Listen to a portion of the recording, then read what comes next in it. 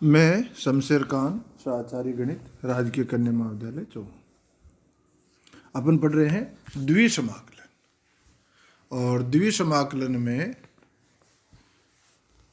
अपन पढ़ रहे हैं द्विसमाकलन का समाकल में समाकलन का क्रम परिवर्तन। अब क्रम परिवर्तन का मतलब यह है, यदि आपको लास्ट में dx dy दिया हुआ है तो इसका मतलब जो पहला समाकलन है उस पर लिमिट x की है, दूसरा समाकलन है उस पर लिमिट y की है। ठीक है, तो आप क्रम परिवर्तन कैसे करोगे? क्रम परिवर्तन के दो प्रकार के क्वेश्चन आपको परीक्षा में पूछे जा सकते हैं। पहला, केवल क्रम परिवर्तन ही करवाए कि क्रम परिवर्तन, और दूसरा क्रम परिवर्तन करते हुए इसका मान ज्ञात करो। ठीक है, क्रम परिवर्तन क्यों करते हैं, किस लिए करते हैं, ये अपन पिछली क्लास में पढ़ चुके। एक क्वेश्चन का अपन क्रम परिवर्तन करके भी देख चुके। क्रम परिवर्तन के लिए सबसे पहले जो x और y की जो सीमाएं दे रखी है उसके आधार पे अपन उस वक्र का अनुरेखण करते हैं, उस वक्र का रेखा चित्र पहले बनाते हैं। ठीक है, फिर यदि अपन को dx dy के रूप में दे रखा होता है समाकलन, इसका मतलब अपन ने y एक्सिस के समानांतर पट्टियां ली है। ठीक है, और यदि dy dx के रूप में क्रम में समाकलन दे रखा है, इसका मतलब अपन ने x एक्सिस के समानांतर पट्टियां ली है। ठीक है, तो y एक्सिस के समानांतर पट्टियां लेकर अपन नई सीमाएं ज्ञात करते हैं, और क्रम में dx dy था उसी की जगह dy dx लिख देते हैं, और उस दूसरे समाकलन में पहला जो समाकलन का निशान है उस पर y की लिमिट आएगी और दूसरे पे x की आएगी। देखो इस पे एक क्वेश्चन करते हैं। निम्न समाकलन में समाकलन का क्रम परिवर्तन कीजिए। द्विसमाकलन दे रखा है, पहले समाकलन पे लिमिट है 0 से a cos अल्फा, दूसरे समाकलन पे लिमिट है x tan अल्फा से √a² - x², फलन है gxy dx dy। इसमें समाकलन का क्रम क्या है? dx dy। इसका मतलब अपन ने जो पट्टियां ली है वो y एक्सिस के समानांतर ली है, और यहाँ लिमिट x की लिमिट है 0 से a cos अल्फा, y की लिमिट है x tan अल्फा से √a² - x²। तो हल अपन लिखते हैं, दिए गए समाकलन का समाकलन क्षेत्र y = x tan अल्फा और से y √a² - x²। दो वक्र हो गए, और x = 0 तथा x = a cos अल्फा, इन वक्रों से घिरा हुआ समाकलन का क्षेत्र है। यह अपन लिख सकते हैं से परिबद्ध है।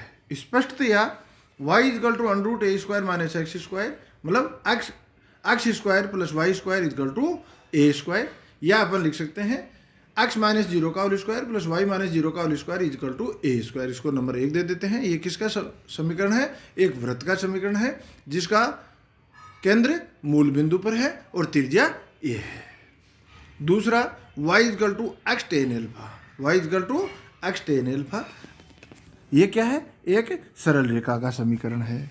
अब वृत्त और ये रेखा किस बिंदु पे काटेगी, वृत्त और ये रेखा किस बिंदु पे काटेगी, वो इन समीकरण 1 व 2 को यदि अपन हल करें तो उससे प्राप्त होगा। तो 1 व 2 को हल करने पर अब अपन 1 में 2 से मान रख देते हैं, तो x² + x² tan² alpha = a², या x² कोष्टक में 1 + tan² अल्फा = a², या x² sec² अल्फा = a², या x = a cos अल्फा।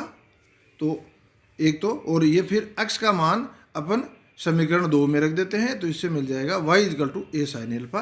तो इन दोनों वक्रों का जो प्रतिच्छेद बिंदु है वो क्या हो गया?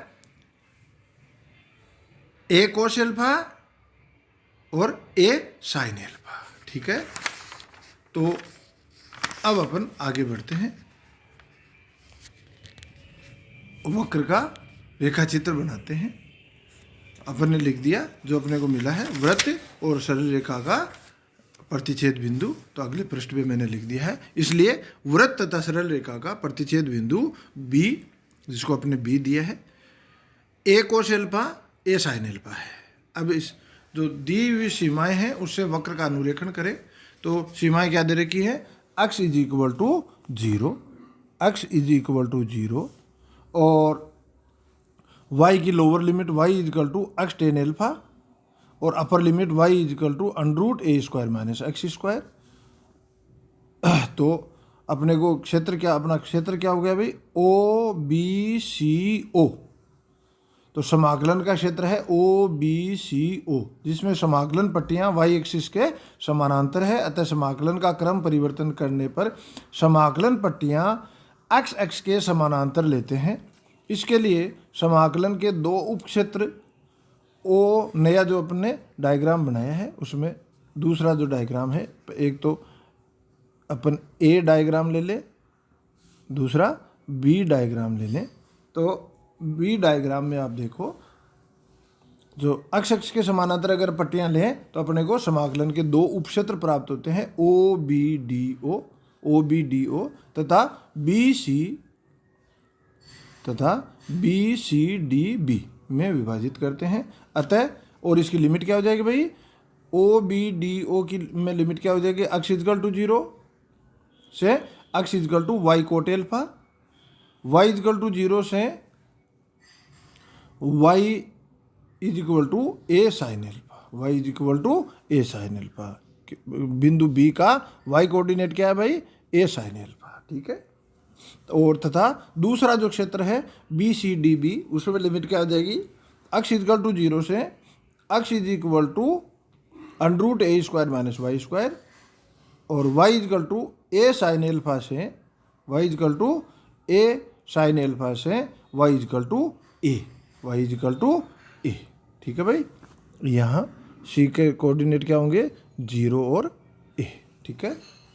तो अतः दिए समाकलन का क्रम परिवर्तन करने पर अपने को प्राप्त होता है द्वितीय समाकलन, जिसमें लिमिट 0 से a कोस एल्फा, दूसरे समाकलन पे लिमिट x टेन एल्फा से √a² minus x² gxy dx dy is equal to समाकलन द्वितीय समाकलन है, जिसमें लिमिट 0 से a साइन एल्फा, दूसरे समाकलन पे 0 से y cot alpha gxy dy dx, ये क्रम क्या हो जाएगा, dy dx प्लस पहले समाकलन पे लिमिट a साइन एल्फा से लिमिट a और दूसरे समाकलन पे 0 से √a² minus y² gxy dy dx। तो ये इस समाकलन का क्रम परिवर्तन अपन ने कर दिया, अपना क्वेश्चन कंप्लीट है। अब दूसरा एक क्वेश्चन देखते हैं। ऐसा क्वेश्चन है जिसमें क्रम परिवर्तन कर मान ज्ञात, क्रम परिवर्तन कर मान ज्ञात करो, इस टाइप का क्वेश्चन है। तो प्रश्न क्या कर रहा है, निम्न समाकलन का क्रम परिवर्तन कर मान ज्ञात करो। द्वितीय समाकलन दे रखा है जिसकी लिमिट 0 से इन्फिनिटी, दूसरे समाकलन पे लिमिट है x से इन्फिनिटी e⁻y/y dx dy। अब दिए गए समाकलन का क्षेत्र क्या है भाई, y equal to x, y equal to infinity, x equal to 0, x equal to infinity से घिरा हुआ है, ठीक है।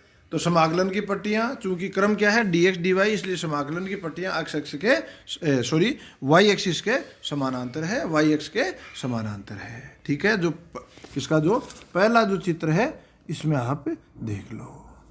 फिर अपन क्या करते हैं, इन पट्टियों के मतलब जो ये क्षेत्र दे रखा है उसका अनुरेखण अपन ने किया। तो इसमें क्या है, एक तो रेखा है y इक्वल टू x, एक तरफ है x इक्वल टू 0, ये अपना क्षेत्र है। तो और पट्टियां क्या ली है, y एक्सिस के समानांतर।